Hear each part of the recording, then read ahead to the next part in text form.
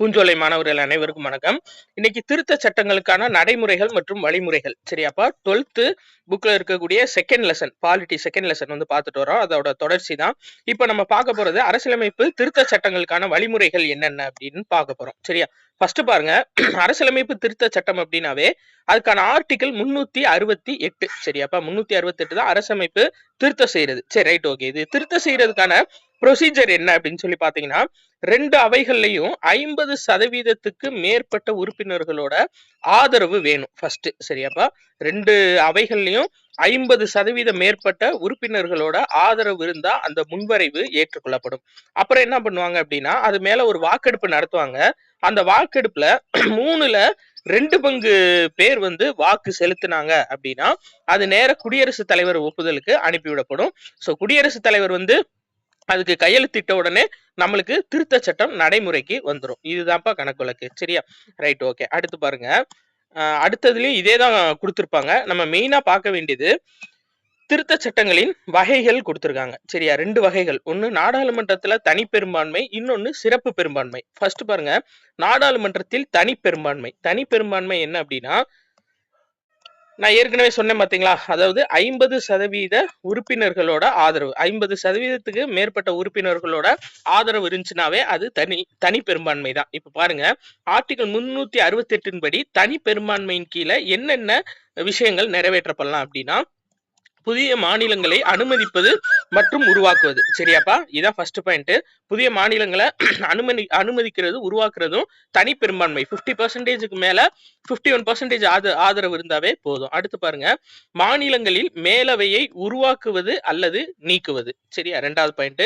3வது பாயிண்ட், குடியரசுத் தலைவர், மாநில ஆளுநர், சபாநாயகர், அதாவது 2ஆம் அட்டவணையில் குறிப்பிடப்பட்டிருக்கும் ஊதியம் மற்றும் சலுகைகளை நியமிப்பது. அதாவது மாநில ஆளுநர், சபாநாயகர், நீதிபதிகள் இவங்க எல்லாத்துக்குமே வந்துட்டு ஊதிய படிகள் நியமனம் செய்யறது அதற்கான திருத்த சட்டங்கள். அடுத்து நாடாளுமன்ற அமர்விற்கு குறைந்தபட்ச உறுப்பினர்களோட எண்ணிக்கையை முடிவு செய்யறது. எவ்வளவு பேர் குறைஞ்சபட்சம் வந்தா இதை நடத்தலாம் அப்படின்ற உறுப்பினர்கள். அதே மாதிரி நாடாளுமன்ற உறுப்பினர்களோட ஊதியம் மற்றும் படிகள். அப்ப ஊதியம் மற்றும் படிகள் அப்படின்னு வந்துச்சுனாவே அது வந்து தனி பெரும்பான்மை தான், சிறப்பு பெரும்பான்மை கிடையாது. அடுத்து பாருங்க, இதுல முக்கியமா நம்ம பார்க்க வேண்டியது இந்த இதுப்பா. சரியா? நிறைய கொடுத்திருப்பாங்க, அதெல்லாம் வாசிக்கங்க. நம்ம முக்கியமா பார்க்க வேண்டியது இதுதான். அலுவல் ஆட்சி மொழியை பயன்படுத்துதல். ஆட்சி மொழி அலுவல் மொழியா எதை பயன்படுத்தணும் அப்படின்றத சாதாரண பெரும்பான்மை மூலியமாவே நம்ம கொண்டு வரலாம். சரியா? அதாவது என்ன பெரும்பான்மை அப்படின்னா, நம்ம ஏற்கனவே பார்த்தோம்லப்பா, நாடாளுமன்றத்தில் தனி பெரும்பான்மை. சரியா? தனி பெரும்பான்மை மூலியமா இப்ப இது கொண்டு வரலாம்.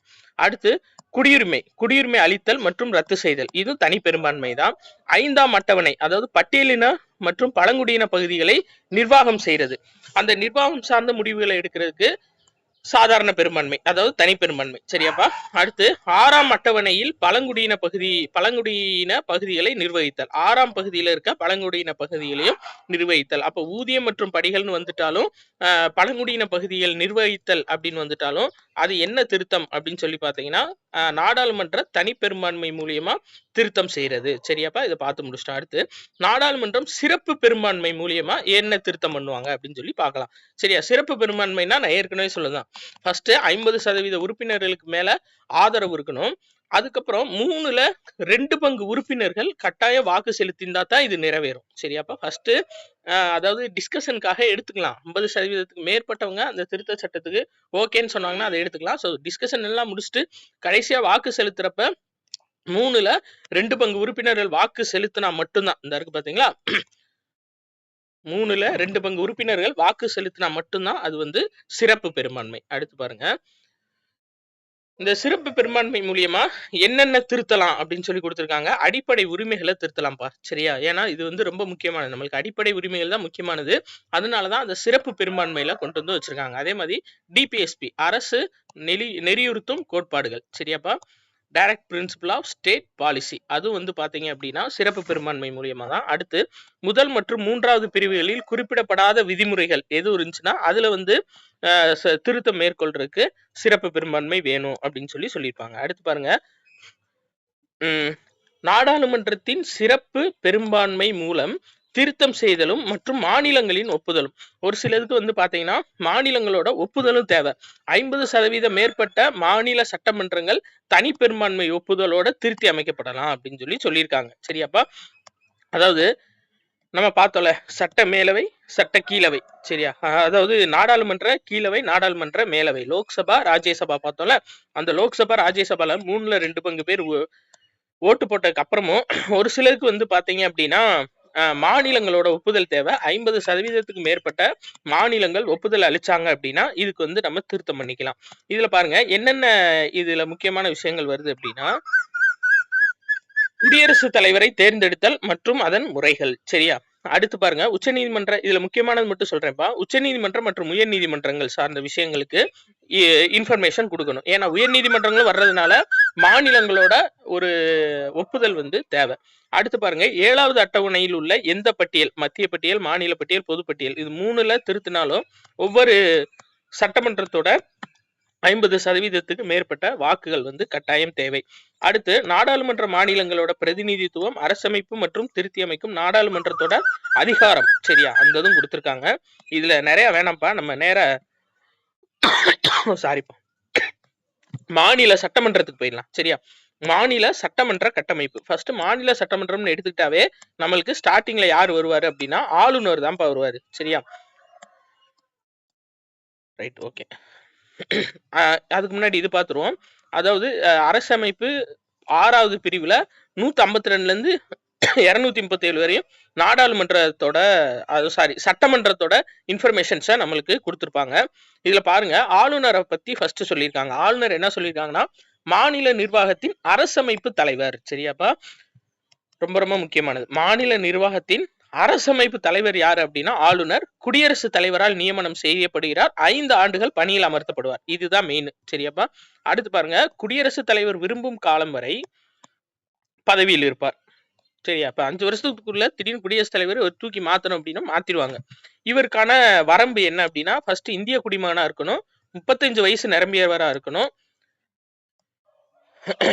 வேற வந்து எந்த அரசு பதவியிலையும் வகிக்க கூடாது. இது ஃபுல்லா இருக்கும். இதுல மெயினா பார்க்க வேண்டியது, ஒன்று அல்லது அது மேற்பட்ட மாநிலங்களுக்கு ஆளுநர் பதவியில் இருக்கலாம் அப்படின்னு சொல்லியிருக்காங்க. அப்படின்னா 158 3A ஆர்டிகல். சரியா? இதை குறிச்சு வச்சுக்கோங்க புக்கு பக்கத்துல.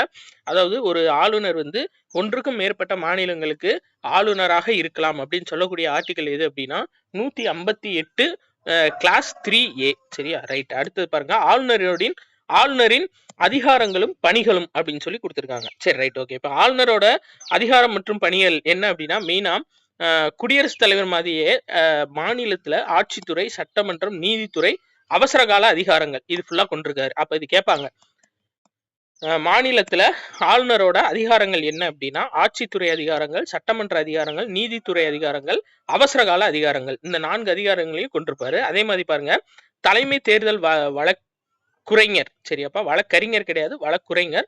டிஎன்பிஎஸ்சியோட தலைவர், மாநில சட்டமன்றத்துக்கு ஆங்கிலோ இந்திய உறுப்பினர்கள். இப்ப இது கேன்சல் பண்ணிட்டாங்க, இல்ல இருந்தாலும் ஞாபகம் வச்சுக்கோங்க, ஆர்டிகல் 333 நியமிக்கிறது. சரியா? இது எல்லாமே நம்ம ஆளுநரோட ஒர்க்கு தான். சரியா? அடுத்து பாருங்க, இவர் வந்து மாநில மற்றும் மத்திய அரசு இடையே பாலமாக செயல்படுகிறார். சரியாப்பா?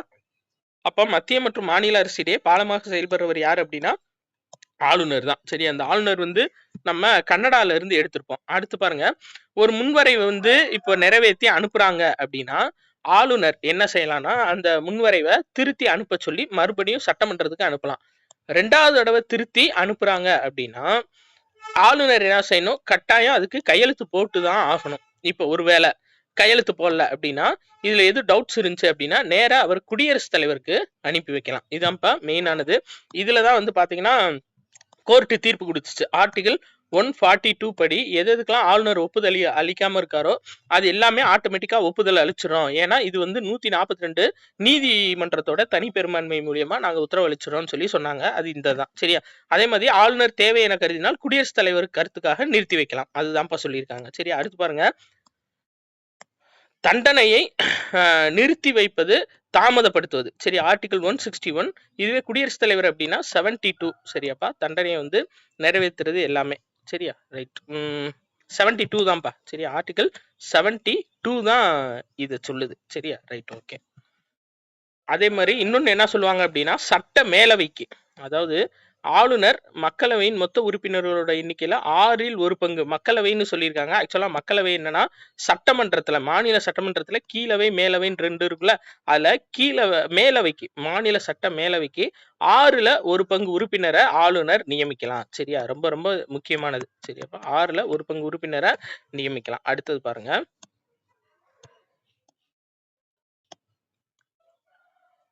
ரைட்டுப்பா, இதுல வேற ஒருவேளை அவசர கால சட்டம் இருந்துச்சு அப்படின்னா 356 உறுப்பின்படி மாநில அரசு பணியாளர் அவர் மேற்கொள்ள வேண்டிய பணிகளை வந்து அவர் செய்ய முடியும். சரியா, அதாவது மாநில நெருக்கடி போட்டுட்டாங்க அப்படின்னா முதலமைச்சர் செய்ய வேண்டிய பணிகளை ஆளுநர் செய்யலாம் அப்படின்னு சொல்லியிருக்காங்க. அடுத்து பாருங்க, முதலமைச்சரோட நிலைன்னு கொடுத்திருக்காங்க. முதலமைச்சரோட நிலை என்ன அப்படின்னா உண்மையான நிர்வாக தலைவர். சரியா, அப்ப மாநில அரசோட அரசமைப்பு தலைவர் யாருன்னு பார்த்தோம், ஆளுநர். சரியாப்பா, மாநிலங்களோட அரசமைப்பு தலைவர்னா ஆளுநர், உண்மையான நிர்வாக தலைவர் யாரு அப்படின்னா முதலமைச்சர். சரியாப்பா, அவர் சட்டசபையின் தலைவராக திகழ்கிறார். இந்திய அரசமைப்பு சட்டம் 164/1 உறுப்பின்படி மாநில முதல்வர் நியமிக்கப்பட வேண்டும். சரியாப்பா, அப்ப தமிழ்நாட்டுல ஒரே ஒரு ஆள் 6 நாளும், அது யாருனாலும் சரி முதலமைச்சர் ஆலாம் அப்படின்னு சொல்ற ஆர்டிகல். அப்ப 164/1 அப்படிதான்ப்பா ஞாபகம் வச்சுக்கோங்க. சரிங்களா, தமிழ்நாட்டுல 6 நாள் முதலமைச்சர் ஆலாம், ஆனா ஒரு ஆள் தான் ஆக முடியும். அப்ப 164/1. அடுத்து பாருங்க, முதலமைச்சரோட அதிகாரங்கள் மற்றும் நியமனங்கள் கொடுத்திருக்காங்க. சரியாப்பா, பணிகள். முதலமைச்சர் என்ன பண்ணிருக்கா, என்ன அவரோட பணிகள் என்ன அப்படின்னு சொல்லி பாத்தீங்கன்னா அமைச்சர்கள் குழுவோட தலைவரா இருப்பாரு, அதிக அதிகாரம் கொண்டவர். சரியா, இந்தது. அடுத்து இதுல மெயினா பார்க்க வேண்டியது வேற, அமைச்சர்களை நியமனம் செய்யறதுக்கு ஆளுநருக்கு பரிந்துரை கொடுப்பாரு. சரியாப்பா, இதுதான் இதுல முக்கியமான பாயிண்ட். மிச்சம் எல்லாமே வந்து நம்ம கதை தான் உள்ள. சரியா, எக்ஸாம் பாயிண்ட் ஆஃப் வியூல இது மட்டும் நம்ம பார்த்தா போதும். அடுத்தது பாருங்க. ரைட், இந்ததுப்பா. அடுத்து அமைச்சரவை குழு. அமைச்சரவை குழு நியமிக்கப்படுவதை பற்றி சொல்லக்கூடிய ஆர்டிகல் என்ன அப்படின்னா 163/1. சரியாப்பா, இதுதான் மெயின்.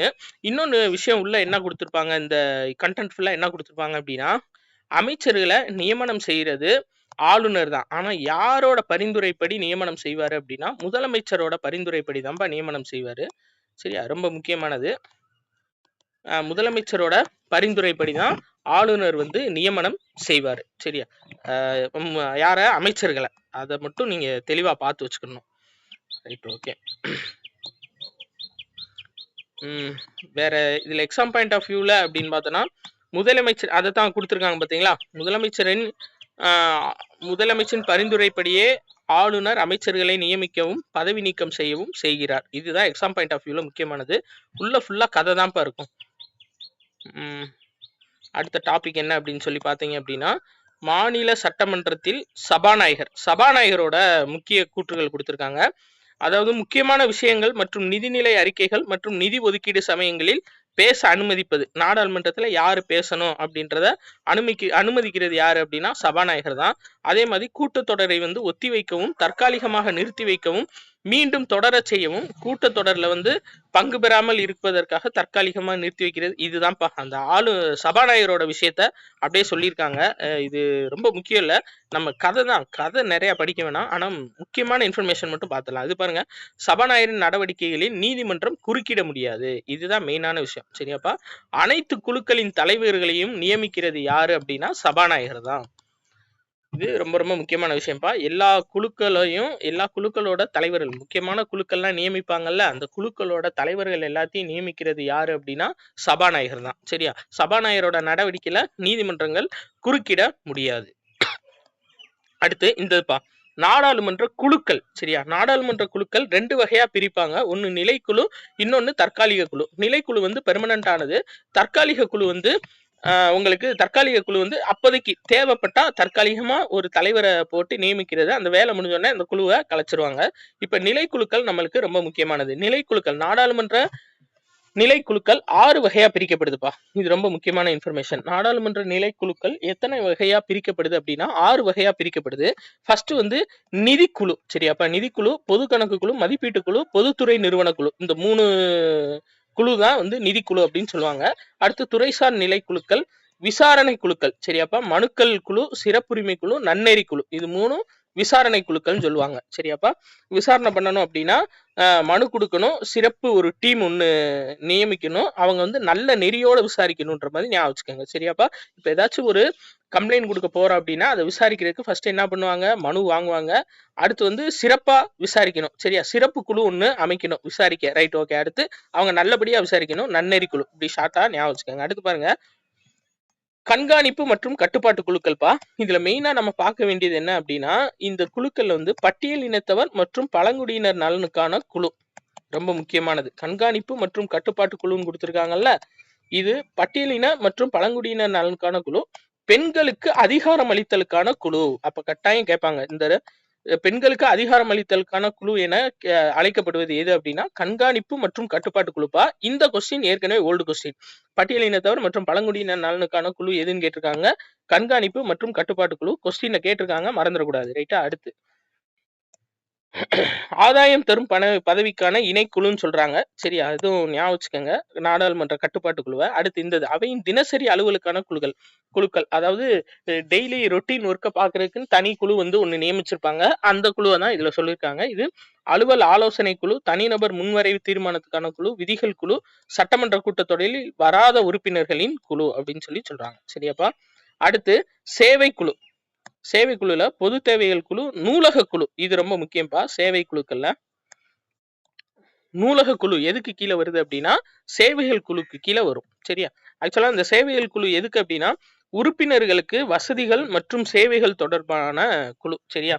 நாடாளுமன்ற உறுப்பினர்கள் இருக்காங்களா, அவங்களோட வசதிகள் மற்றும் சேவைகள் சார்ந்த குழு. சரியா? அடுத்து தற்காலிக குழுக்கள். தற்காலிக குழுக்கள்ல மதிப்பீட்டு குழுன்னு சொல்றாங்கப்பா. சரியா? அதாவது என்னன்னா இதுல மெயினா அவங்க சொல்ல வர்றது என்ன அப்படின்னு சொல்லி பாத்தீங்கன்னா, அதாவது ஒரு கொள்கைகள், நிர்வாக சீர்திருத்தங்கள், மதிப்பீடு, இது எல்லாமே வந்து அடிக்கடி வந்து தேவைப்படும். சரியாப்பா? அதாவது ஒரு விஷயத்துக்கு இதை வந்து இந்த குழுக்களை அமைச்சிட்டு அப்புறம் தேவையில்லை அப்படின்னா கலைச்சிருவாங்க. எதுக்குன்னா கொள்கை வகுக்கிறதுக்கு, ஒருவேளை ஏதாச்சும் ஒண்ணுல சீர்திருத்தங்கள் பண்ணணும். இப்ப இப்போ போட்டித் தேர்வு ஆணையத்துக்கு கூட ஒரு சீர்திருத்தம் கொண்டு வந்தாங்க. யார் தலைமையில அப்படின்னா கே ராதாகிருஷ்ணன் அவரோட தலைமையில. ஸோ இந்த ஆணையம் வந்து தொடர்ச்சியா இருக்குமா அப்படின்னா அது கிடையாது. சரியா? அந்த குழு, அந்த கே ராதாகிருஷ்ணன் தலைமையில குழு அமைச்சாங்கல்ல, அந்த குழு தொடர்ச்சியா இருக்குமானா இருக்காது. ஏன்னா அவங்களோட அறிக்கையை சமர்ப்பிச்சுட்டு அவங்க வேலை முடிஞ்சு. சரியா? அதுதான் சீர்திருத்தங்கள், மதிப்பீடு சார்ந்து இது எல்லாமே வந்து இதுலதான் வரும். சரி, அடுத்து பொது கணக்கு குழு அப்படின்னு சொல்லுவாங்கப்பா. என்னன்னா மாநிலத்தோட ஒதுக்கீட்டு கணக்குகளையும் இந்திய அரசின் கணக்கு தணிக்கையாளர் சிஏஜியோட அறிக்கையும் ஆய்வு செய்வாங்க. இதுதான் இதோட மெயினான இன்ஃபர்மேஷன். அடுத்து பாருங்க,